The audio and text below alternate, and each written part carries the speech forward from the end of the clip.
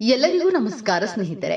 2025ರಲ್ಲಿ ಈ 8 ರಾಶಿಯವರಿಗೆ ಲಕ್ಷ್ಮೀ ಕೃಪಕಟಾಕ್ಷ ಲಕ್ಷ್ಮೀ ನಾರಾಯಣ ಯೋಗದಿಂದ ಧನಲಾಭ.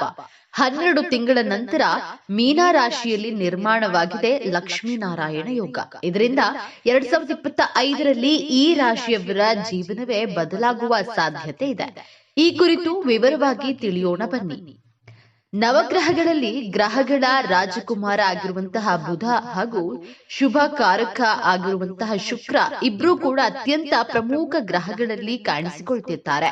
ಇಬ್ಬರೂ ಕೂಡ ಸಮೃದ್ಧಿ, ಸುಖ ಹಾಗೂ ಸಕಾರಾತ್ಮಕತೆಯನ್ನ ಪ್ರತಿನಿಧಿಸುವಂತಹ ಗ್ರಹಗಳಾಗಿರ್ತವೆ.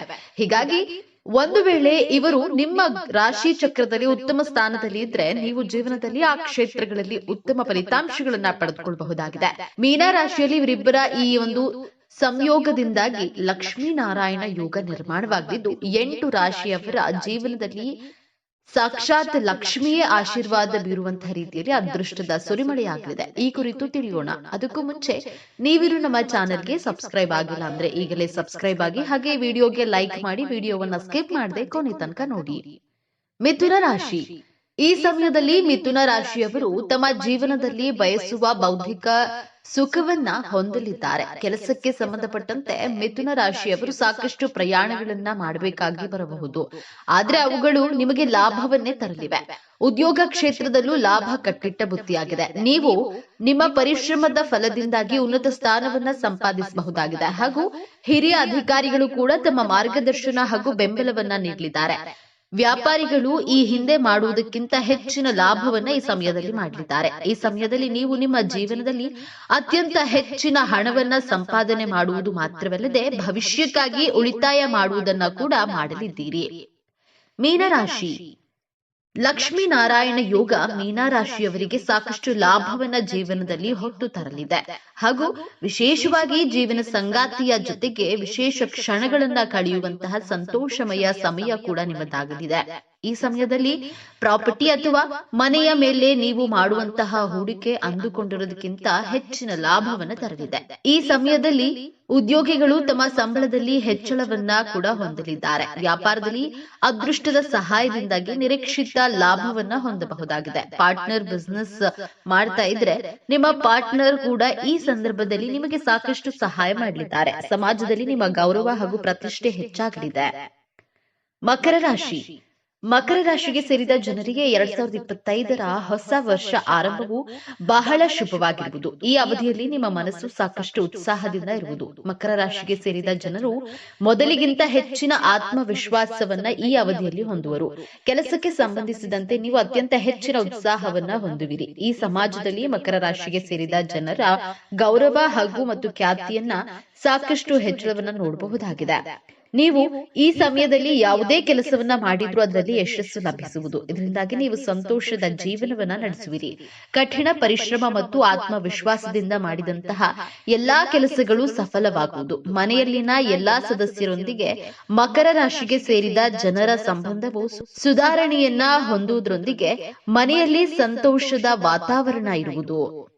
ಮೇಷರಾಶಿ.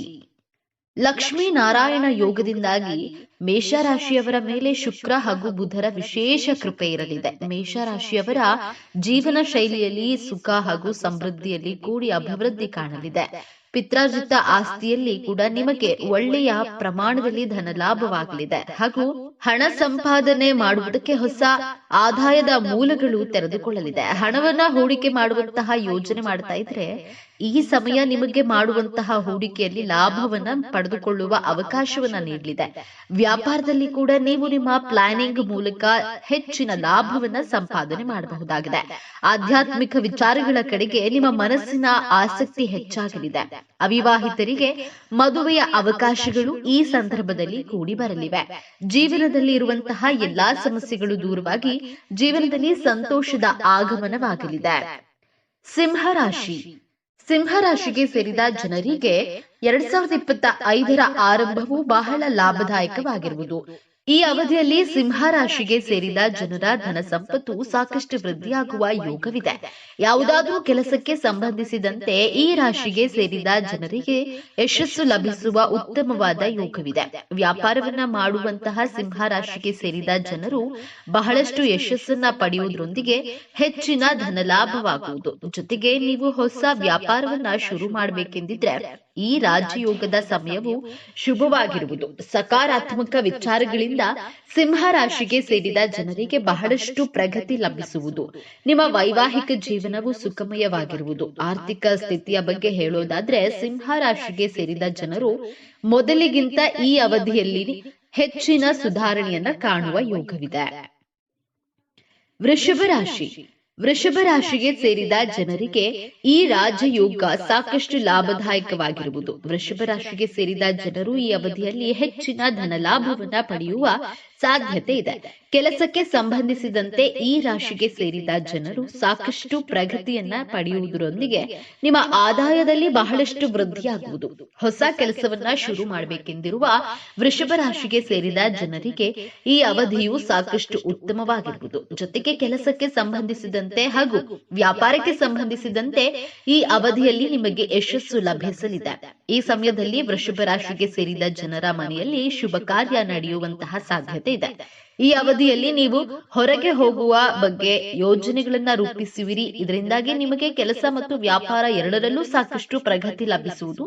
ನಿಮ್ಮ ಮನಸ್ಸಿನಲ್ಲಿ ಸಾಕಷ್ಟು ಉತ್ಸಾಹದೊಂದಿಗೆ ಆತ್ಮವಿಶ್ವಾಸದಲ್ಲಿ ಹೆಚ್ಚಿನ ವೃದ್ಧಿಯಾಗುವ ಸಂಭವವಿದೆ. ಕುಂಭರಾಶಿ. ಕುಂಭರಾಶಿಗೆ ಸೇರಿದ ಜನರಿಗೆ ವಿಶೇಷವಾಗಿ ಲಾಭದಾಯಕವಾಗಿರಲಿದೆ. ಕುಂಭರಾಶಿಗೆ ಸೇರಿದ ಜನರಿಗೆ ರೋಗ ನಿರೋಧಕ ಶಕ್ತಿ ಬಲಗೊಳ್ಳುವುದು ಮತ್ತು ನಿಮ್ಮ ಆರೋಗ್ಯ ಉತ್ತಮವಾಗಿರುತ್ತದೆ. ಹಣವನ್ನ ಗಳಿಸುವ ಹೆಚ್ಚಿನ ಸಾಮರ್ಥ್ಯವನ್ನ ಹೊಂದುವಿರಿ. ಯಾವುದಾದ್ರೂ ತಂತ್ರಜ್ಞಾನ ಆಧಾರಿತ ವಸ್ತುಗಳನ್ನ ಖರೀದಿಸುವಿರಿ. ಸಾಮಾಜಿಕ ಮತ್ತು ಧಾರ್ಮಿಕ ಕಾರ್ಯಗಳಲ್ಲಿ ನೀವು ಭಾಗವಹಿಸುವಿರಿ. ಇದರಿಂದ ನಿಮಗೆ ಮಾನಸಿಕ ಶಾಂತಿ ದೊರಕುವುದು ಮತ್ತು ಗೌರವ ಖ್ಯಾತಿ ಹೆಚ್ಚಾಗುವುದು. ಕೆಲಸವನ್ನ ಮಾಡುವಂತಹ ಅಥವಾ ವ್ಯಾಪಾರವನ್ನ ಮಾಡುವಂತಹ ಕುಂಭರಾಶಿಗೆ ಸೇರಿದ ಜನರಿಗೆ ಉತ್ತಮ ಲಾಭ ದೊರಕುವುದು ಮತ್ತು ಪ್ರತಿಯೊಂದು ಕ್ಷೇತ್ರದಲ್ಲಿ ಉತ್ತಮ ಸಾಧನೆಯನ್ನ ಮಾಡುವರು. ಮನೆಯಲ್ಲಿ ಸದಸ್ಯರು ಪರಸ್ಪರ ಸಹಾಯ ಮಾಡುವರು ಮತ್ತು ಮನೆಯ ಹಿರಿಯರೊಂದಿಗೆ ಯಾವುದಾದ್ರೂ ಸಮಾರಂಭದ ಬಗ್ಗೆ ಚರ್ಚೆಯನ್ನ ನಡೆಸುವಿರಿ. ಸಂಜೆ ನೀವು ನಿಮ್ಮ ಸಂಗಾತಿಯೊಂದಿಗೆ ಧಾರ್ಮಿಕ ಕಾರ್ಯಗಳಲ್ಲಿ ಭಾಗವಹಿಸುವಿರಿ. ಇದರಿಂದಾಗಿ ನೀವು ಮಾನಸಿಕ ಶಾಂತಿಯನ್ನ ಹೊಂದುವಿರಿ. ಕುಂಭರಾಶಿಗೆ ಸೇರಿದ ಜನರಿಗೆ ಶನಿ ಮತ್ತು ಗುರುವಿನ ಹಿಮ್ಮುಖ ಚಲನೆಯು ಅತ್ಯಂತ ಹೆಚ್ಚಿನ ನೆಮ್ಮದಿಯನ್ನ ನೀಡಲಿದೆ. ಈ ಅವಧಿಯಲ್ಲಿ ಕುಂಭರಾಶಿಗೆ ಸೇರಿದ ಜನರ ಖರ್ಚು ಮತ್ತು ಸಮಸ್ಯೆಗಳು ಎಲ್ಲವೂ ದೂರವಾಗುವುದು. ಗುರು ಮತ್ತು ಶನಿಯ ಹಿಮ್ಮುಖ ಚಲನೆಯಿಂದಾಗಿ ನಿಮ್ಮ ಜೇಬು ಯಾವಾಗಲೂ ತುಂಬಿರುವುದು ಮತ್ತು ನಿಮ್ಮ ಮನಸ್ಸಿನಲ್ಲಿನ ಸಮಸ್ಯೆಗಳು ದೂರವಾಗಿ ನೀವು ಆರಾಮಾಗಿರುವಿರಿ. ಕುಂಭರಾಶಿಗೆ ಸೇರಿದ ಜನರಿಗೆ ಈ ಅವಧಿಯಲ್ಲಿ ಧನ ಸಂಪತ್ತಿನ ಸಾಕಷ್ಟು ಹೆಚ್ಚಳವಾಗಲಿದೆ. ಕಟಕ ರಾಶಿ.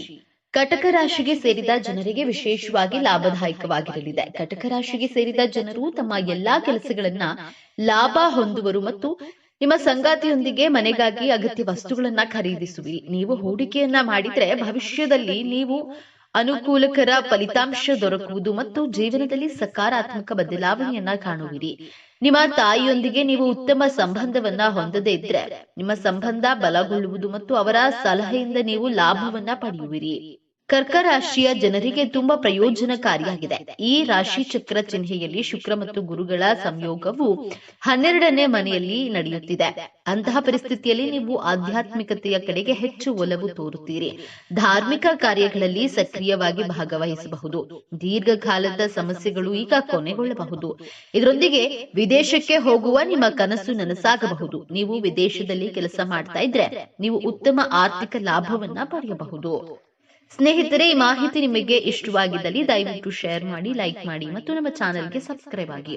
ಎಲ್ಲರೂ ಭಕ್ತಿಯಿಂದ ಓಂ ಶ್ರೀ ಮಹಾಲಕ್ಷ್ಮಿ ನಮಃ ಅಂತ ಕಮೆಂಟ್ ಮಾಡಿ. ಧನ್ಯವಾದಗಳು.